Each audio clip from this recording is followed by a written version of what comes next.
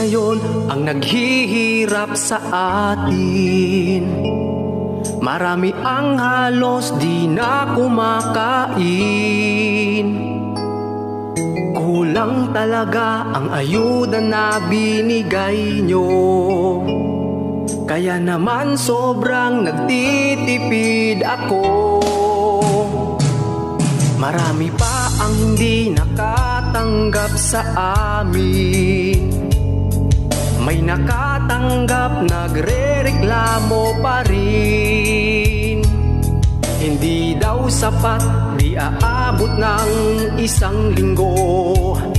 Kaya tanong nila, nasan ang 8,000? Matagal na kami na nagpalista, pinipili lang pala ang binibigyan nila. Hanggang kailan ba kami umaasa sa 8,000 na yan? Kapag walang makain sa umaga, nang babato na lang sa kapitbahay ng mangga. Di ko na yata makakaya pa, sana'y matapos na ang salot sa ating bansa.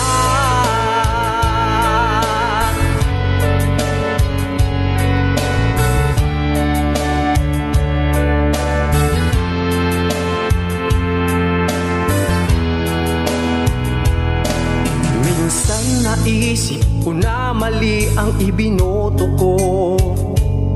Nagpapakita lang pag sila'y tumatakbo. Ngayong kailangan na, sila ay nagtatago. Takot sa COVID din pala ang mga loko.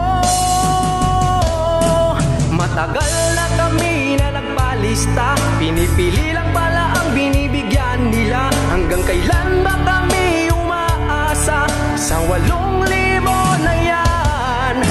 Kapag walang makain sa umaga, nang babato na lang sa kapitbahay ng mangga. Di ko na yata makakaya pa, sana'y matapos na ang salot sa ating bansa.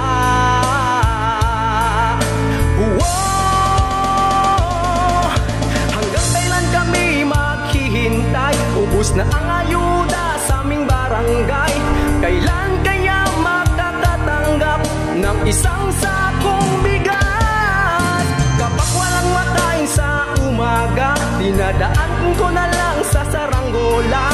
Di ko na yata makakaya pa, sana'y matapos na ang salot sa ating bansa.